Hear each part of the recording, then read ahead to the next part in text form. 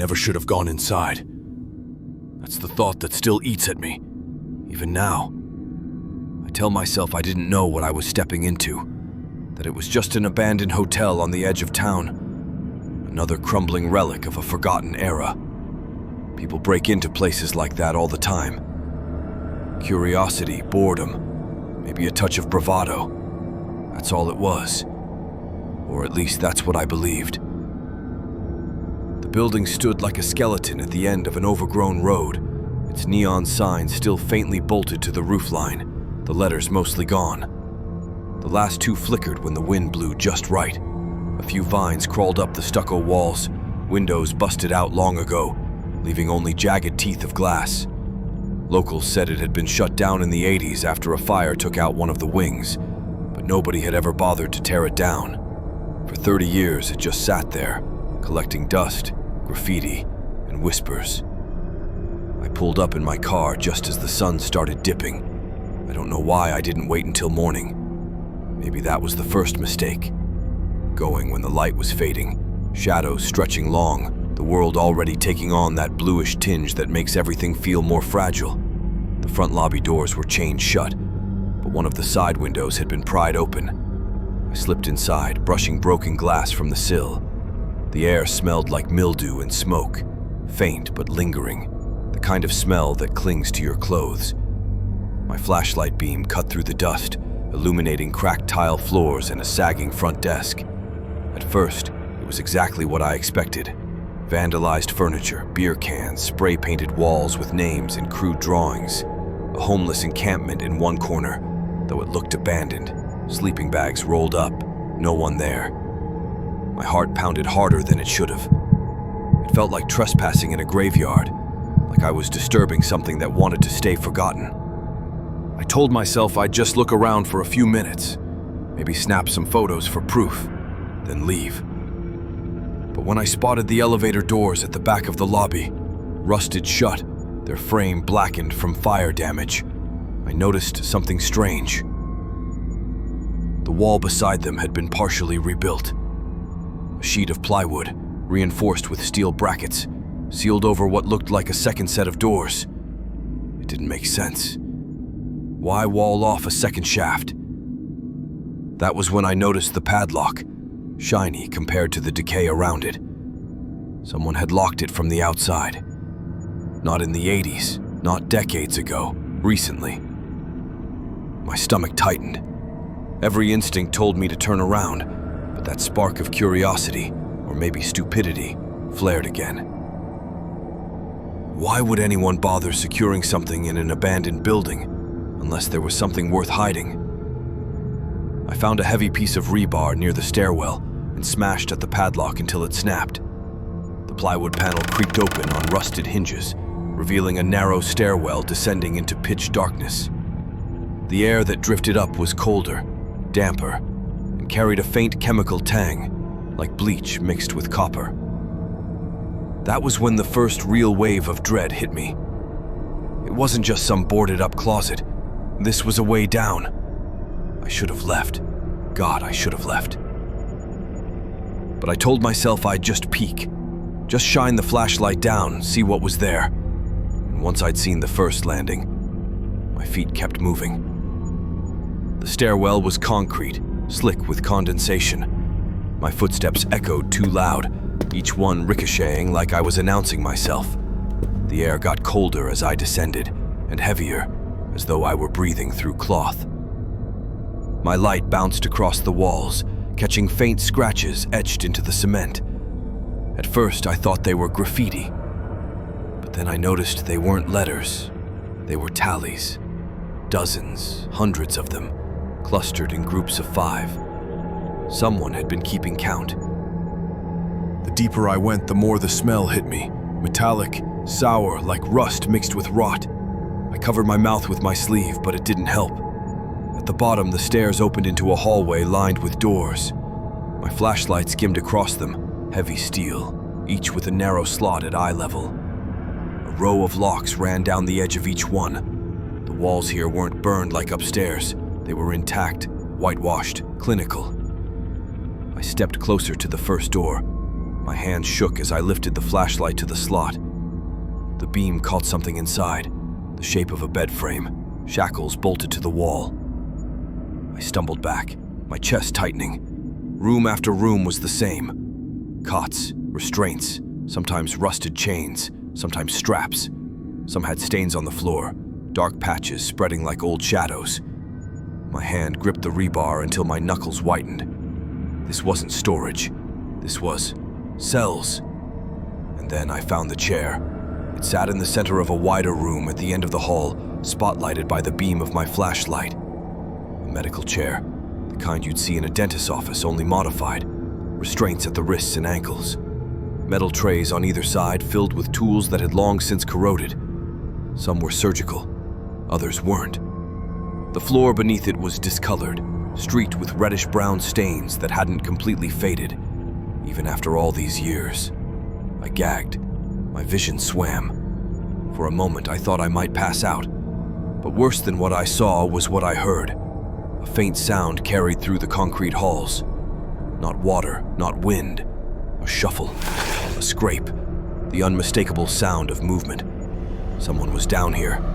My stomach dropped. I killed the flashlight on instinct, plunging myself into pitch black. My ears strained. The scrape came again, closer this time, followed by the soft metallic clink of chain against chain. I wasn't alone. I don't remember making the decision to run. My body did it before my brain caught up. I bolted down the hallway, flashlight flicking back on, my breath ragged and loud. The beam swung wildly, illuminating flashes of doors, the endless tally marks scratched into concrete, the dark stains that seemed to follow me. Something moved at the far end of the hall, a figure, tall, too tall, the face obscured by shadow. It didn't chase, not at first. It just stood there, watching. I slammed through the stairwell door and took the steps 2 at a time. My lungs screamed, my legs burned, but I didn't stop. Not until I burst into the hotel lobby again, collapsing against the front desk. The silence was crushing. I listened, desperate, but no footsteps followed. No doors creaked. The building was as dead as it had been when I entered. I wanted to believe I'd imagined it, that my brain had filled the darkness with shapes and sounds. I stumbled out into the night air, gasping, shoving myself through the broken window I'd climbed in through. My car sat at the edge of the lot, a tiny island of safety. I didn't look back until I was inside, doors locked, engine roaring to life. But as my headlights swept across the hotel facade, I swore I saw it, a shadow in the upstairs window, watching. And when I drove away, tires spitting gravel, the sensation didn't leave me. It clung to my skin, crawled in my lungs. Even as the distance grew, even as the highway stretched before me, I couldn't shake the thought. Someone had been down there, someone had put that padlock back, and someone knew I'd seen. Now, weeks later, I still don't sleep right. Every sound in the night makes me jolt awake. Every knock at the door makes my heart lurch. And sometimes, when I close my eyes, I hear it again. The faint scrape of movement, the clink of chain. I escaped that night. I got out alive. But I don't know if I was meant to. And I don't know if they're finished with me yet.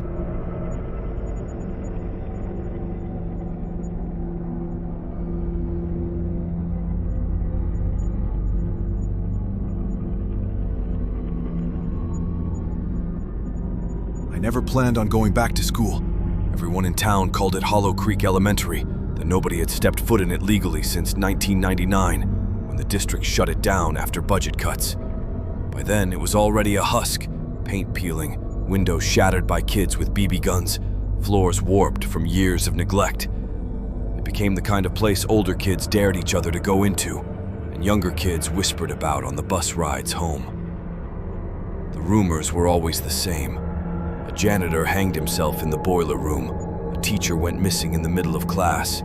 A student never came back from detention.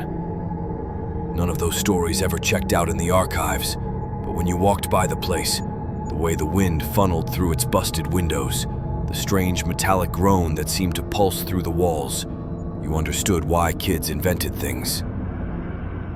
I I didn't return because of a dare. I went back because I thought I heard someone inside. It was October.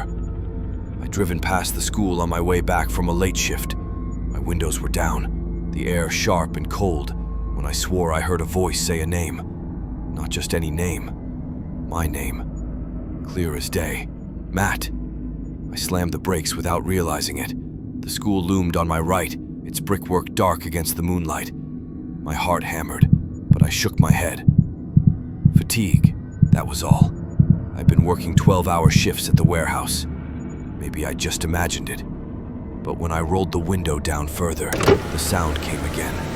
This time softer, almost curious. It was coming from the school, from somewhere deep inside. I should have driven away. I knew that. Every instinct screamed at me to keep going. But something about the voice, the way it knew me, the way it sounded so familiar, made my chest tighten. I pulled over, killed the engine, and sat there listening. Nothing. Just the creak of tree branches in the wind. I told myself I'd just check the perimeter. That was all. Just a quick look to put my mind at ease. The fence around the lot had collapsed in places. The chain link curled back like broken teeth. My flashlight cut across the cracked pavement of the schoolyard, illuminating the skeletal remains of monkey bars and swings. The building loomed ahead. 3 stories of neglect, its windows gaping black. I stepped inside through the front doors, which hung loosely on their hinges. The air smelled of mildew and dust, tinged faintly with something metallic. My boots crunched over broken tiles.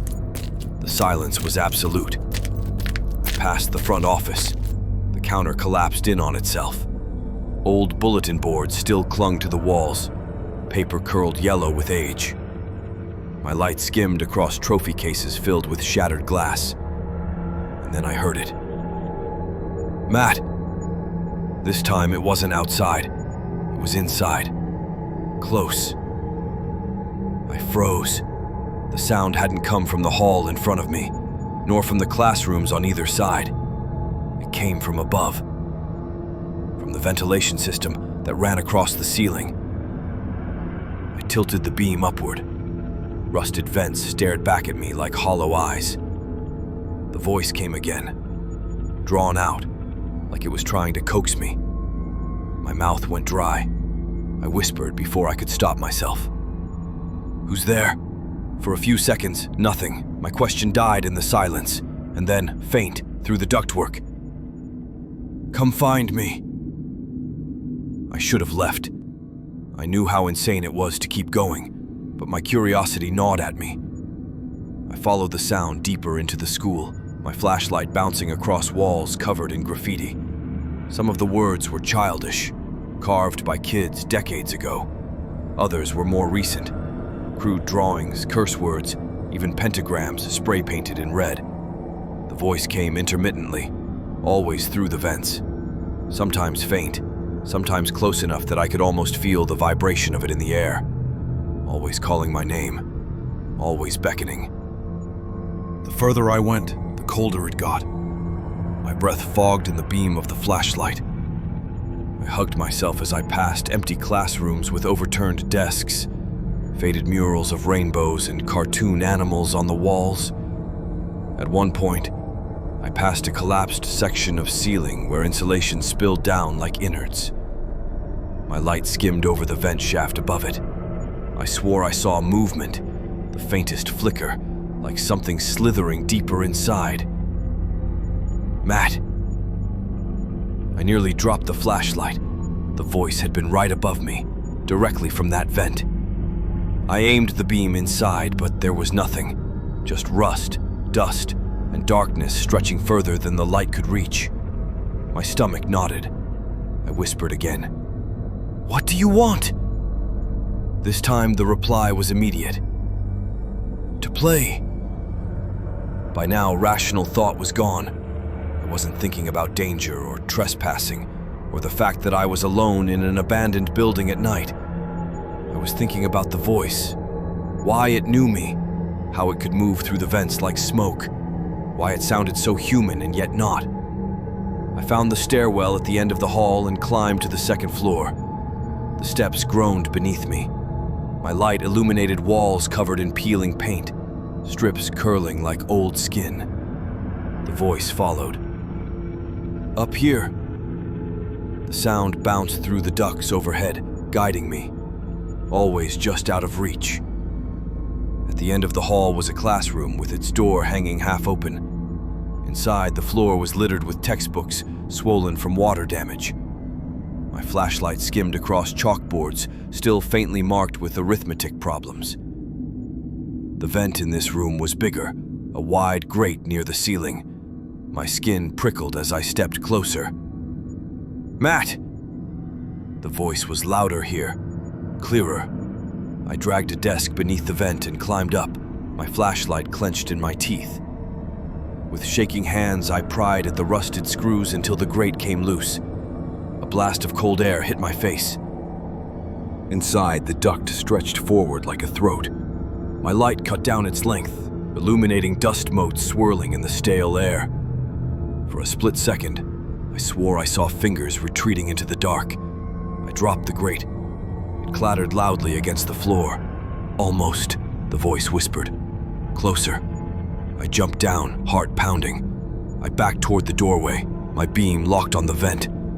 And then, from deep inside the ductwork, something moved. Not the shuffle of rats, not the scuttle of insects. Something bigger, something dragging itself through the metal. The sound reverberated through the walls, a hollow metallic scrape that drew nearer with each second. I ran. I don't remember how long or which halls I took. I just remember the pounding in my ears, the flashlight beam swinging wildly as I sprinted. Every corner I turned, the voice followed through the vents, calm and steady even as I gasped for breath. "Don't run, Matt. You'll get lost. Stay with me." At one point, I skidded to a stop in the gymnasium. Moonlight filtered through the broken windows, casting long shadows across the warped wooden floor. The basketball hoops sagged, nets rotted away. For a moment, I thought I'd lost it. The ducts here were torn open, hanging from the ceiling like intestines. My breath echoed too loud in the cavernous space. Then, the voice came again, from every vent at once. "You're mine." The words boomed through the gym, rattling the broken backboards. My knees buckled. I stumbled backward, tripping over debris, before tearing through the exit. The way out was blurred. Stairs, halls, doors that wouldn't budge until they suddenly did. The voice never grew angry, never shouted. It stayed calm, almost patient. "Matt, don't leave me. Come back." By the time I spilled into the night air, my lungs burned, my legs screamed, and my chest felt like it would split open. I collapsed on the pavement beside my car, gasping. The school loomed above me, silent once more. The vents along its walls were just empty holes now, black and still. But as I fumbled for my keys, I heard it again. Faint, distant, carrying through the night air like a breath on the wind. "Matt!" That was 2 weeks ago. Since then, the voice hasn't stopped. It doesn't matter where I go. Home, work, even when I drive with the radio blasting. I hear it. Always faint. Always just at the edge of my hearing, like it's hiding in the walls, waiting in the vents. Sometimes at night, when the house is quiet, the air ducts rattle softly, and then I hear it. Matt, closer now. Always closer,